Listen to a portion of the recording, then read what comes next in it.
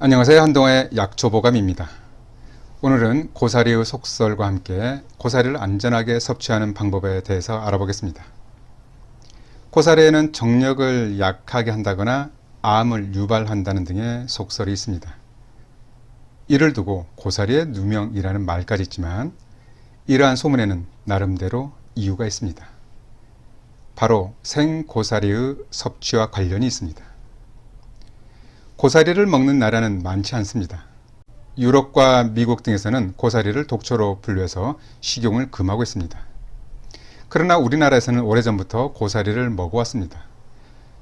조선 왕조실록에는 고사리를 궐이라고 했는데 궐이 음력 3월 임금에게 진상하는 특산물로 기록되어 있습니다. 우리나라와 함께 중국 동북부, 일본, 대만 등지에서는 고사리를 섭취합니다. 티베트 지역이나 뉴질랜드 온주민도 오래전부터 고사리를 섭취해 왔다고 합니다. 하지만 고사리에는 몇 가지 속설이 있습니다. 고사리와 관련된 속설 첫 번째, 고사리는 정력을 약하게 한다. 한간에는 고사리를 먹으면 정력이 약해진다는 속설이 있습니다. 안타깝게도 이것은 단지 뜬 소문이 아닙니다. 식료 본초에는 다리의 힘을 약화해서 보행곤란을 일으키고 양기를 빼앗아 음경이 오므라들게 한다라고 기록했습니다. 또한 본초 몽전에는 양기가 소약해지고 다리와 무릎이 약해진다.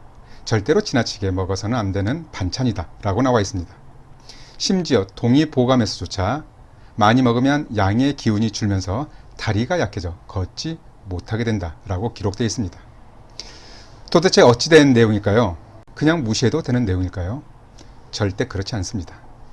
먼저 이 같은 부작용은 생고사리에 해당되는 점이라는 것을 강조해 드립니다. 생고사리를 먹고 다리에 힘이 빠지는 부작용이 있었다면 이것은 티아민 결핍증과 관련이 있습니다. 티아민은 비타민 B1이라고도 부릅니다. 그런데 생고사리에는 티아민 분해 요소인 티아미나제가 함유되어 있습니다. 이 말은 생고사리를 많이 먹으면 체내에 티아민 결핍증이 유발될 수 있다는 것입니다. 티아민 분해 요소는 특히 새순일 때 가장 많은데 그때가 바로 사람들이 고사리를 식용으로 채취하는 시기입니다.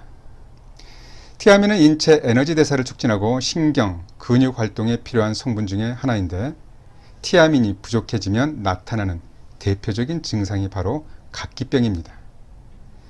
침범 부위에 따라서 감각 저하, 팔다리에 힘이 빠지는 증상, 심혈관 질환, 안구 운동 이상, 보행 이상, 기억력 장애 등이 나타납니다. 이것을 보면 생고사리를 많이 먹으면 다리에 힘이 빠질 수 있다고 추측할 수 있습니다. 그럼 성기능은 어떨까요? 티아민이 성욕이나 성기능과 관련되어 있다는 연구는 명확하게 존재하지 않습니다. 하지만 티아민이 부족해지면 피곤, 우울감이 생길 수 있어 결과적으로 성적 활력도 떨어질 수 있습니다. 참고로 티아민 유도 합성물인 설부티아민이 성욕을 증진하고 발기 기능에 효과가 있다는 연구 결과가 있는 것을 보면 고사리가 성욕을 감퇴시킨다는 내용 또한 허무맹랑한 것만은 아닙니다. 역시 생고사리에 해당되는 것으로 생고사리를 많이 먹으면 성기능이 약화될 수 있습니다. 고사리와 관련된 속설 두 번째, 고사리는 암을 유발한다? 고사리를 많이 먹으면 암이 생긴다는 속설도 있습니다. 청금 요방에는 고사리를 오래 먹으면 하가 많이 생긴다 라고 했습니다. 하는 뱃속에 생긴 종양을 말합니다. 이 내용 역시 그냥 과거 오래된 문헌의 기록으로 치부할 일이 아닙니다. 실제로 고사리에는 다양한 독성 물질과 함께 발암 물질이 있습니다. 그래서 흔히들 통틀어서 브라켄 톡신이라고 부릅니다. 브라켄은 고사리를 의미하는 영어 이름입니다. 우리말로 하면 고사리 독소인 셈입니다. 소가산에서 생고사리를 많이 뜯어 먹으면 소장 부위에 궤양과 출혈이 생기고 방광에는 종양이 생기는 것으로 알려져 있습니다. 이와 관련된 논문도 아주 많이 있습니다. 그래서 소를 방목해서 키우는 목축업자들은 소가 생고사리를 뜯어먹지 못하도록 합니다.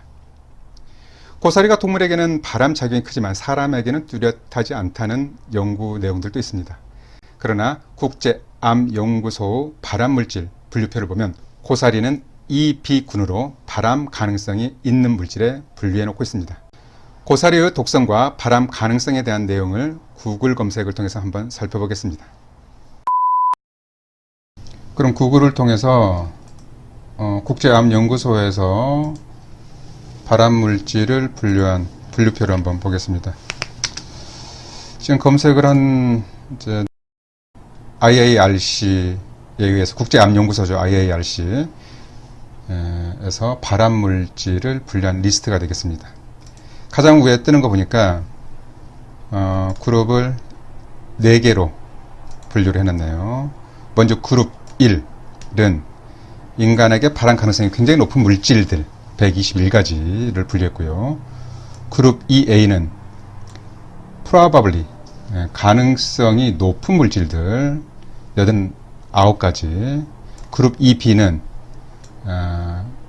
발암 가능성이 높진 않지만 가능성이 있는 물질들 possibly 318가지를 분류를 해놨습니다. 그룹 3은 인간에게 발암 가능성이 없는 물질들로 499가지를 분류를 해놨네요.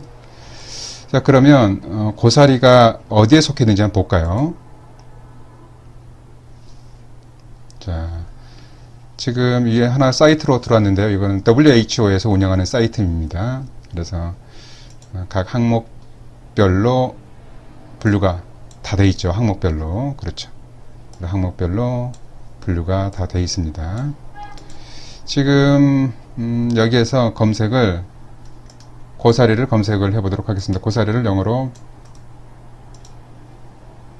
브라켄펀이라고 하는데요. 서치에 브라켄펀을 넣자마자 브라켄펀 그룹 2B에 속해 있는 걸 확인할 수 있습니다.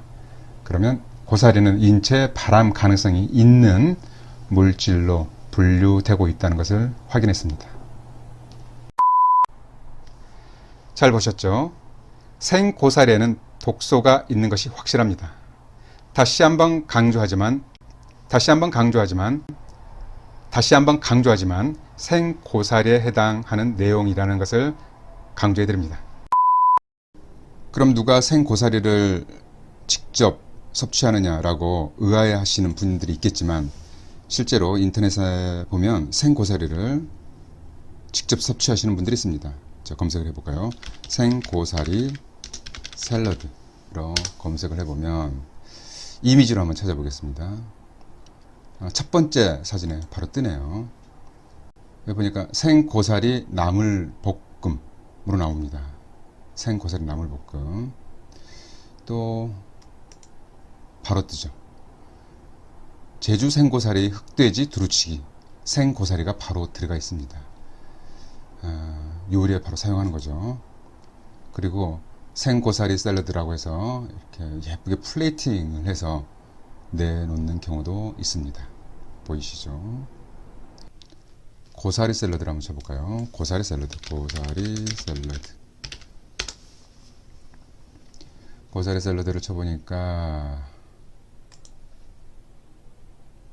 거의 생고사리 연한 끝부분 순을 가지고 샐러드를 만든 그림이 있네요. 사진이 있네요.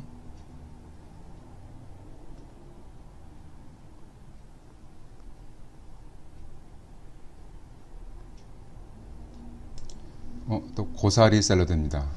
이건 뭐 데치지도 않고 그냥 샐러드로 만든 요리 같습니다. 거의 대부분은 삶거나 찬물에 담궈 놨다거나 말린 고사리를 나물로 해 먹는데 이렇게 생 고사리를 요리해 먹는 것도 확인해 볼 수 있었습니다. 이것도 보니까 고사리 나물이네요. 이렇게 생 고사리를 샐러드나 나물로 먹는 것을 확인했습니다. 하지만 조상들은 생 고사리를 삶아 말려 두었다가 물에 불려 먹었습니다. 생 고사리에 들어있는 독성물질과 발암물질은 대부분 수용성으로 물에 잘 녹을 뿐 아니라 열에도 약합니다. 티아민 분해 요소도 고사리를 물에 담가 두는 것만으로 쉽게 제거됩니다. 그럼 생고사리는 어떻게 섭취하는 것이 가장 안전할까요? 먼저 직접 채취한 생고사리 독소 제거하기입니다. 생고사리는 끓는 물에 넣고 10분 이상 푹 삶아냅니다. 이것을 다시 찬물에 넣고 다시 반나절 정도 담궈 놓습니다. 찬물은 흐르는 물이면 더 좋고 그렇지 않은 경우는 두세 시간마다 물을 바꾸어 주는 것이 좋습니다. 한두 번 물을 바꿔준 후에는 마지막에 쌀뜨물에 담궈서 시간을 모두 채우면 좋겠습니다. 쌀뜨물은 잡내도 없애면서 독성 물질을 흡착하는 효과도 있습니다. 이런 과정을 거친 고사리를 건져서 바로 요리를 해도 좋고 이것을 말려두었다가 요리를 해 먹으면 더 안전합니다. 이 과정은 생고사리의 독성을 제거하는 확실한 방법입니다. 두 번째, 시중에서 말린 고사리를 구입한 경우입니다. 시중에서 말린 고사리를 만들어 판매하는 과정을 보면 끓는 물에 잠깐 삶아서 바로 찬물에 헹궈낸 후에 건조해서 판매를 합니다. 고사리를 그냥 말리면 2, 3일이나 걸리면서 잘 마르지 않는데 삶아서 말리면 햇빛이 좋은 날이면 반나절이면 바짝 마릅니다. 판매용의 경우 생고사리를 삶아서 말리는 이유는 어느 정도 독성을 제거해 주는 효과도 있겠지만 가장 큰 목적은 세척과 함께 잘 마르게 하기 위해서입니다. 따라서 생고사리의 독성은 여전히 남아있겠고 그래서 말린 고사리를 구입한 이후에는 다시 찬물에 불리고 삶는 과정을 거쳐야 합니다. 먼저 말린 고사리를 찬물에 불립니다. 이 과정은 위와 마찬가지로 처음 두세 시간마다 물을 갈아주고 마지막에는 쌀뜨물에 담궈서 반나절 이상의 시간을 채웁니다. 이 고사리를 건져낸 후에 다시 끓는 물에 넣고 10분 이상 충분하게 삶아야 합니다. 이 과정은 말린 고사리를 부드럽게 하는 목적과 함께 미처 제거되지 못한 독성 제거가 목적입니다. 마지막으로 시장이나 마트에서 이미 물에 불려진 상태로 삶아서 갈색 상태로 파는 것입니다. 시중에서 판매되는 부드러운 삶은 고사리를 할지라도 어떤 과정을 통해서 판매되는지 확인되지 않았기 때문에 다시 집에서 찬물에 하룻밤 이상 담가 두면 보다 안전하겠습니다.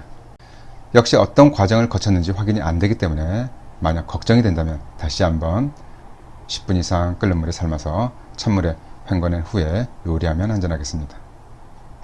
생고사리는 삶고 찬물에 담궈두는 과정에서 독성이 충분하게 제거되겠지만 안타깝게도 일부 영양소의 손실도 감안해야 합니다.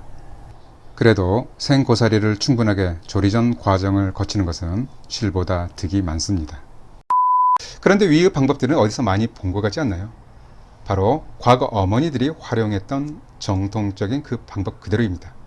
삶아서 찬물에 담궈 두었다가 다시 말려서 조리해 먹으면 걱정하지 않아도 됩니다. 어떻게 알았는지 조상들은 고사리를 안전하게 섭취해 왔습니다. 생고사리는 독초가 맞습니다. 고사리와 관련된 속세를 금기시하고 무작정 무시하기보다는 보다 안전하게 섭취하는 방법을 알려야 할 것입니다. 그럼 한동안의 약초 보관 마칩니다. 맛있는 고사리 더욱더 안전하게 섭취해서 건강에도 도움이 되시기 바랍니다. 감사합니다.